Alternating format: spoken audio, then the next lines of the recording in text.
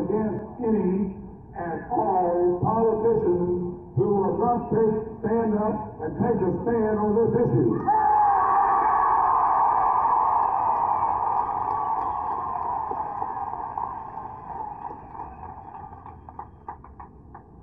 I am against forced busing of our school children.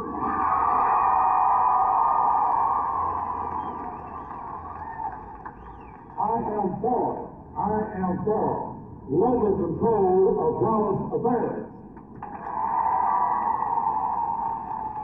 I am for the present neighborhood school system. Forced busing is unfair, unjust, unconstitutional, and uncivilized.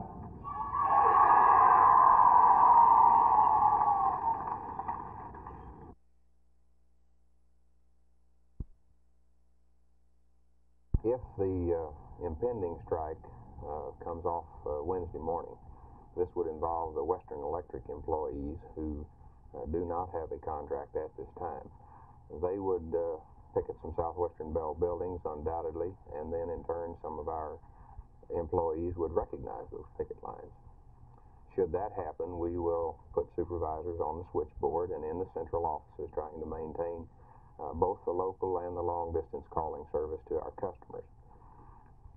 I wouldn't tell you that service will be perfect by any means, but I think with the availability of direct distance dialing to all our customers here in metropolitan Dallas, with the added availability of ONE+ calling to about 70% of our customers here in metropolitan Dallas, that long-distance calling should continue at an acceptable level.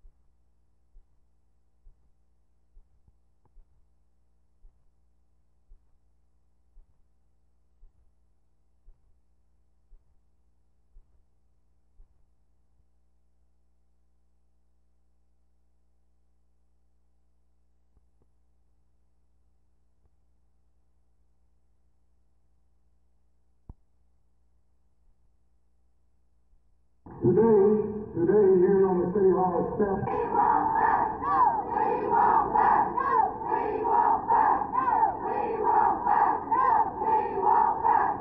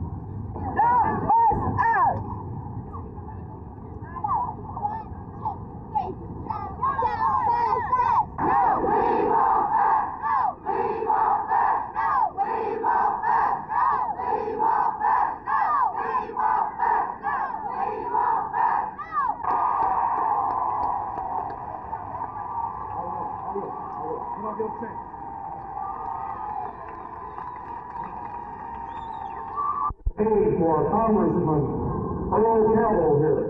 We have the aide for Congressman Jim Collins. We have the man to represent County Judge Smith.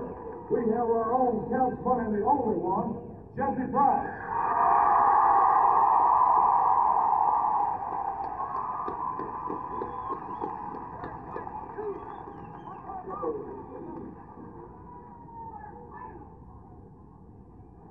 The responsibility for the safety and welfare of children has always belonged to parents in a free country.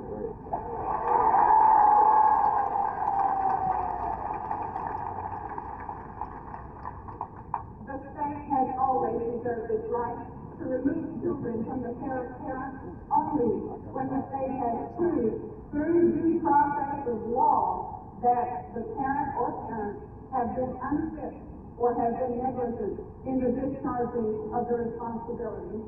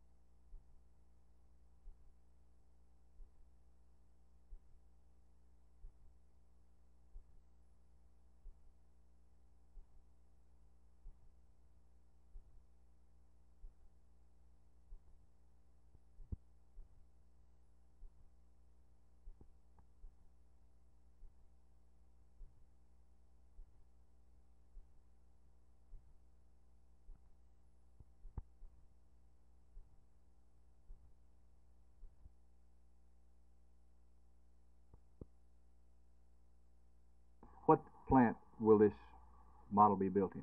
It'll be built in the Vought Aeronautics plant at the Grand Prairie facility. Been some layoffs at the Vought Aeronautics plant there. Do you anticipate bringing some people back to work? Yes, this is going to help, not just for our own plant, but we have a good group of subcontractors, both in the Dallas, Fort Worth cities and surrounding areas. So it should help the whole community. We also anticipate that this is the first program of a series of programs. We hope we can start a new industry down here in the mass transit system business.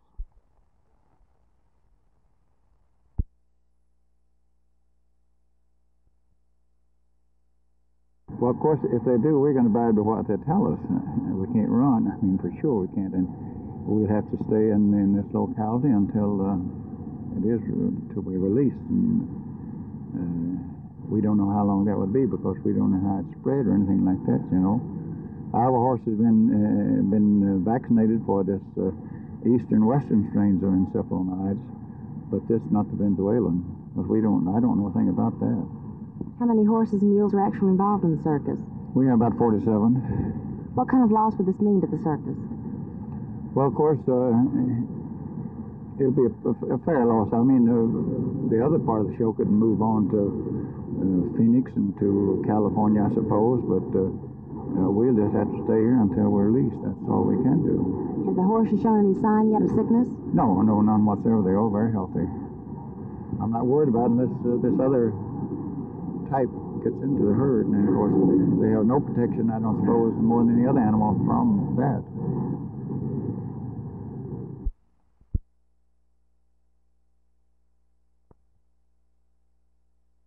Cindy, how old are you? 7. What made you come on this ride? Well, I wanted to come because it's going to be a lot of fun. What do you remember most about this long ride? Roller coaster and carnival, all that junk. Did you ever get tired of riding a horse? Sometimes. What did you do at night for recreation? Well, I slept most of the time. What are you going to do at Six Flags? I'm going to play and ride.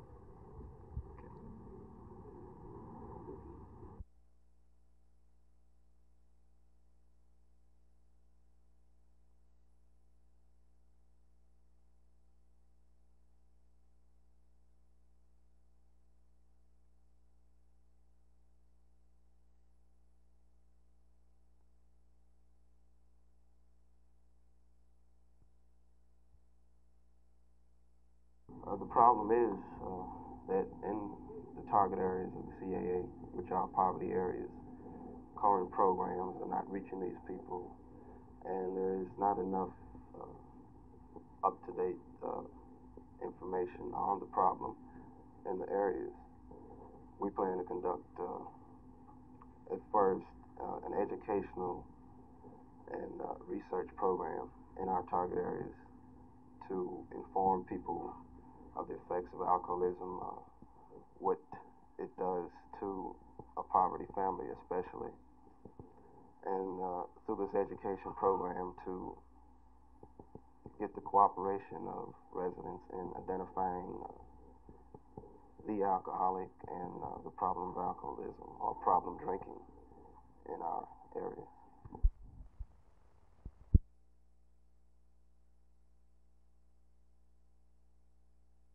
Well, seriously, it won't really affect anybody as far as dialing their telephone on a local basis only. If they have to use an operator to go long distance, which the company is trying to get to everybody to use the 1+ dialing by advertisements and so by commercials, I feel like if the public won't really notice it until a little later in the strike. You've been in negotiations for 3.5 months. Do you expect it's going to be a 3.5 month wait before it's settled? Well, let's hope not. We try to do what's just and fair to the members and to the public. We want the public to get good service of what they're paying for, and we expect the same in return. Now, what's going to happen if this is a lengthy strike? Well, really, who knows?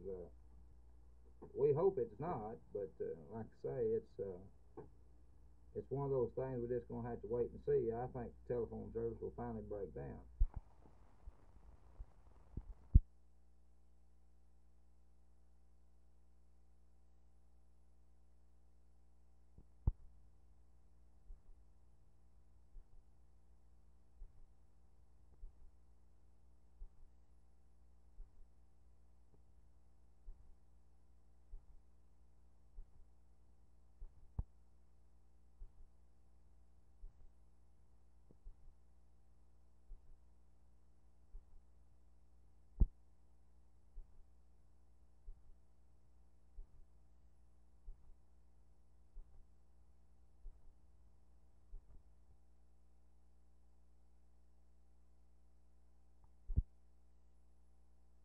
The money package, wages, they're quite a ways apart on wages. I think President Burns, the statement he issued was that he has the facts to prove that he can justify a 25% increase in wages alone now. The offer that the system has made to us is a far cry from 25%. The last one that I specifically know about was an 11% increase for the first year, dropping to 2.75 for the second year and 2.75 for the third year.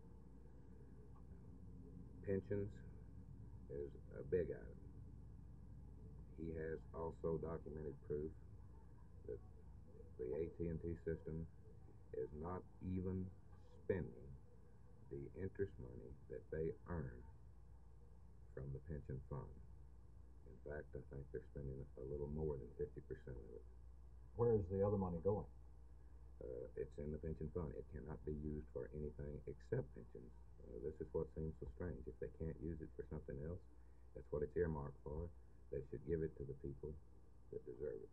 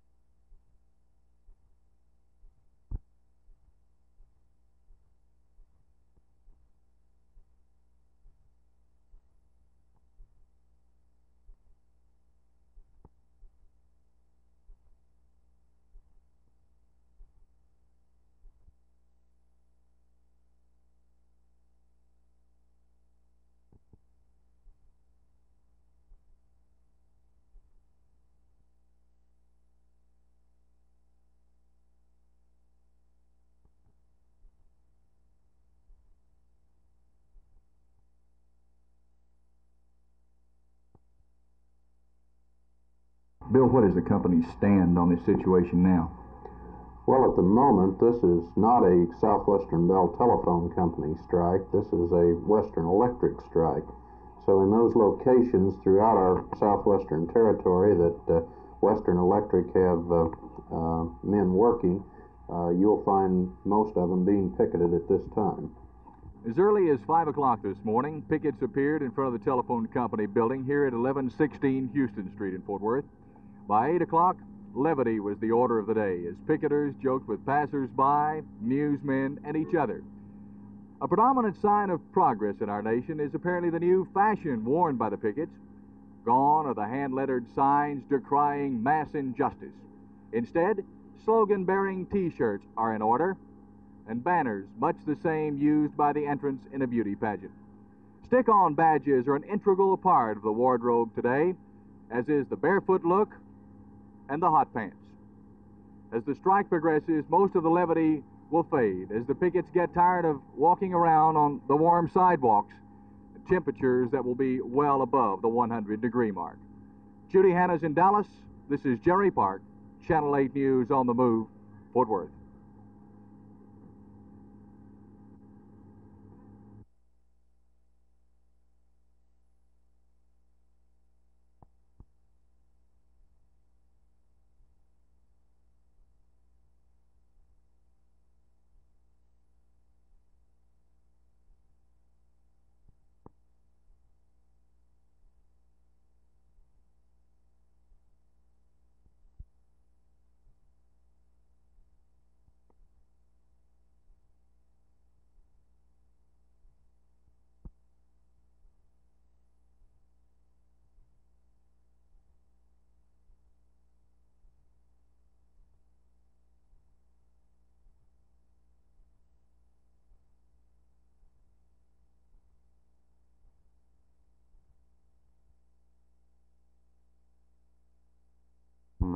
Accomplishing those goals? At this time, we are making plans for future coordinated rallies, both in Dallas and in Fort Worth. We would join hands, the City of Dallas and City of Fort Worth, and work together to get the mass of people out and demonstrate to our elected officials, both locally and in Washington, how the majority of the people feel and that we are against forced school busing in both cities. Now, we also feel, and we worked out a joint resolution between the Dallas and Fort Worth groups, that each property owner purchases his home and assumes that his children will receive quality education in the area where he purchased his home, and this is our goal. Horses will be confined to their quarters for a 2-week period after inoculation, but we are unable to locate any vaccine to inoculate with. So you don't have any idea what you're going to do? No, I don't.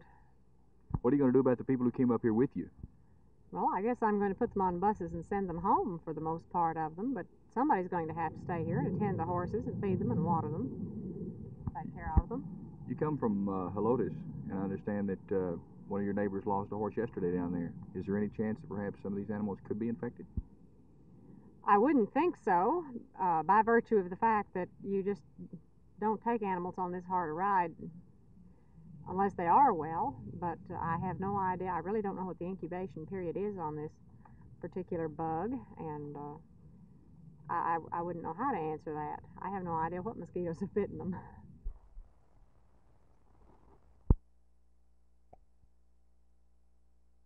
Oh, the operation was fine, Jerry, thanks. Had a lot of pain on Thursday and Friday, but apart from that, it went great. The staff at Baylor was fantastic with me. Now, when did you get out of the hospital, Kenny? I got out yesterday, and I don't know what I'm supposed to be, but not really, but I wanted to come out and see the boys work out. Did the doctor tell you it would be okay the day after your operation to be conducting a clinic in 100-degree heat? No, he just told me to look after myself, so I think I'm looking after myself here. Well, now, you didn't get to see the Washington game. What do you think went wrong with the ball club? Well, as far as I can gather from the boys, you know, they were terribly upset about getting beaten. And they told me that Washington came for a draw, which I'm sure they was. The way they was playing, you know, it was 0-0 at half time. Then they got this quick goal. But I don't think we quite hit it off, you know. We've been working tremendously hard in training. Ron Newman and John Best have really been putting us through it. And the boys have been fantastic. But I think we missed Phil Tinney, to be perfectly honest. You think in Phil's presence next Sunday afternoon will play a great deal of difference in the game? I'm sure. I feel sure so. Phil is, makes us tick. He can place the ball anywhere, and I think he's a very fine player, as I do all the Tornado players. Do you expect you'll see action again before the season is through? I'm sure. I would like to think so. My doctor seems to think it may take a bit longer, but my leg's pretty strong, and I think I'll be there. I sincerely hope so anyway. What kind of a game are you going to have to play against Washington there Sunday afternoon? It's going to be a tough game, there's no doubt. It's a very important game for both teams. We were very disappointed down here last weekend to lose, but of course they were more defensively inclined last weekend than they will be next weekend. So I'm looking for us to have a good game, and I think we can beat them. We're quite good enough. We really are. And then the week after that, you play a doubleheader, Atlanta there Friday and Montreal here Saturday, right? That's right, yes. Of course, Atlanta is still smarting from the 4-1 defeat we handed to them down here.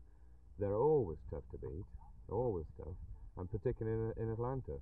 But again, it's a game which we must win. We can win. If we play well, we can beat any of these teams. And then the next day, Montreal. Nothing more need be said about that game, should it? I think not. It's a game which we're going to win there. Again, we were very disgruntled. It's one of two things that happened in the game up in Montreal. We're looking for revenge to win the game, win it well, and show them how soccer should be played,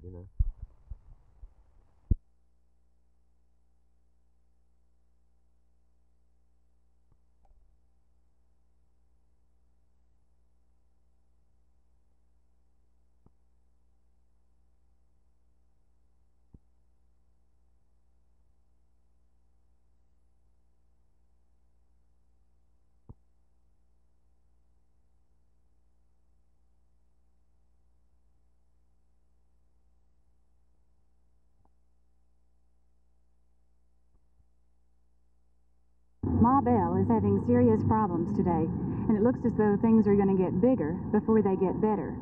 3,400 members of the Communications Workers of America are picketing 32 locations in Dallas alone, and some 500,000 members across the nation are in a strike against Western Electric Company.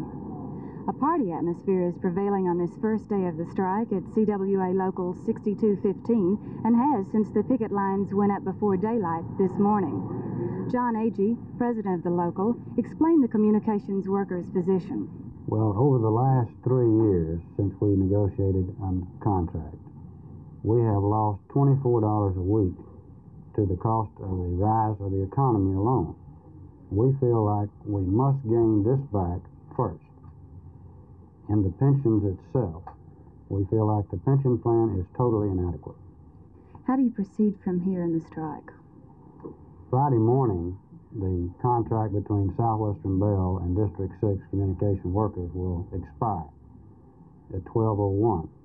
Our plans are to put up pickets around every location in the city of Dallas. All of our people will honor these pickets. How long do you expect the strike to last? We know that it will last a minimum of 3 weeks after an offer is made by the company that's acceptable to International President Joe Byrne. It takes 3 weeks to send out a contract and have the members look at it, return their votes, be counted, and come back to the job if it's accepted.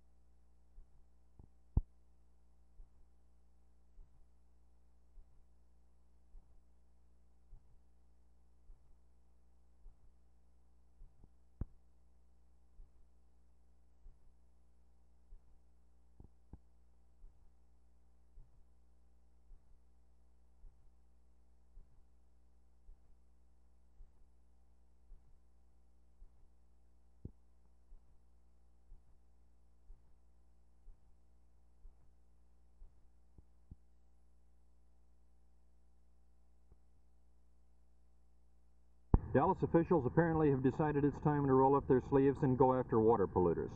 Monday's action by the City Council, though, resulted in only a week's delay before polluters are going to go on notice.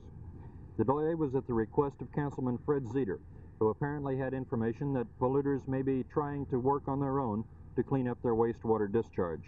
Staff members, though, have told Channel 8 News that water pollution will be cleaned up in the city. And they say this is only the first step in what may be a campaign to clean up water pollution to a considerable degree in Dallas.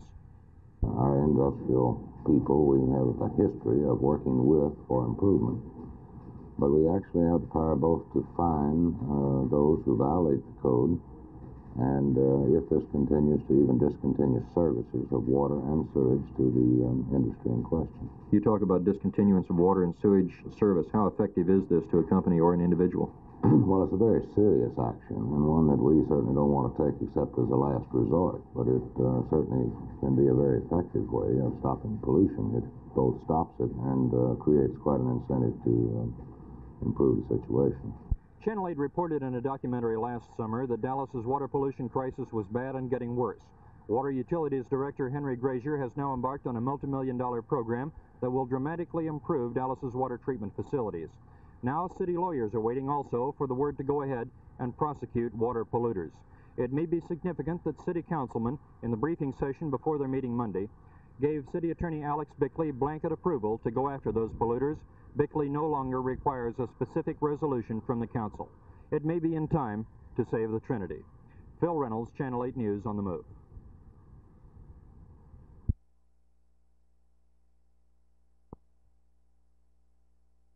It's an extremely positive goal and will challenge this community. To make this, we will have to have a broader-based campaign, which means including more people and more corporations into the campaign. Will have to be more intensive to make up the deficits caused by the situation in particularly the defense industry. Those are the main minuses, and this is a very positive goal and will be a very strong challenge for the community to make, and one which we think we can make because of the tremendous support and interest of the people in the community to make this work, to show that we do have a broad-based, active community, and one in which we all ought to be proud to live.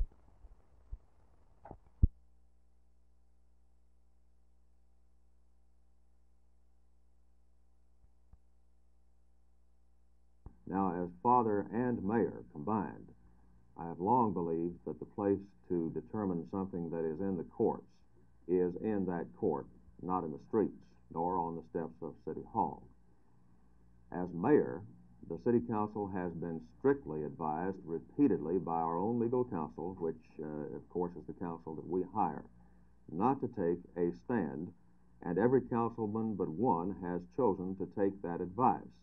And it has been pointed out that this is best for the school board itself, and school board members themselves have advised members of the City Council that this is what they wish us to do. So I am absolutely confident still of my position on the overall matter. Other city officials, and you particularly as mayor, received some abuse from the steps of City Hall yesterday. What's your reaction to that? I don't mind the abuse at all. I think that's part of the job. I will be glad to listen to anyone who is courteous, and some have been and some have not been. That's part of the job, and that doesn't bother me a bit. Do you feel that the city is losing by not taking a position since all the other local governmental units here have? I think we would had we not been strictly advised not to get involved. Now, the city councilmen, of course, are elected officials and are supposed to be responsive to public opinion. What effect is this going to have on them, do you think? None whatsoever, in my opinion.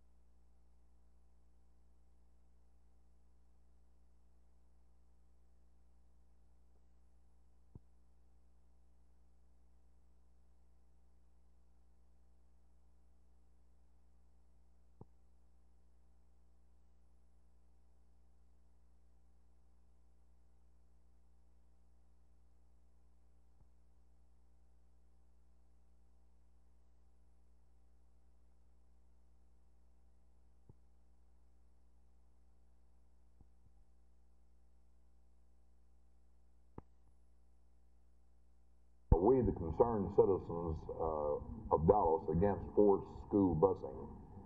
And the organization in Fort Worth called Citizens Against Busing met here in Dallas today to coordinate our plans and efforts. We had Mr. Jim Lucas and Mr. Wayne Orr of Fort Worth, who will be heading up the Fort Worth organization, to meet with myself and our organization here in Dallas. Our common goal is to retain the neighborhood school concept, and naturally we're against the forced busing concept. And our main interest is to maintain high quality education in all schools, both in Fort Worth and Dallas, regardless of color, creed, or placement of the schools.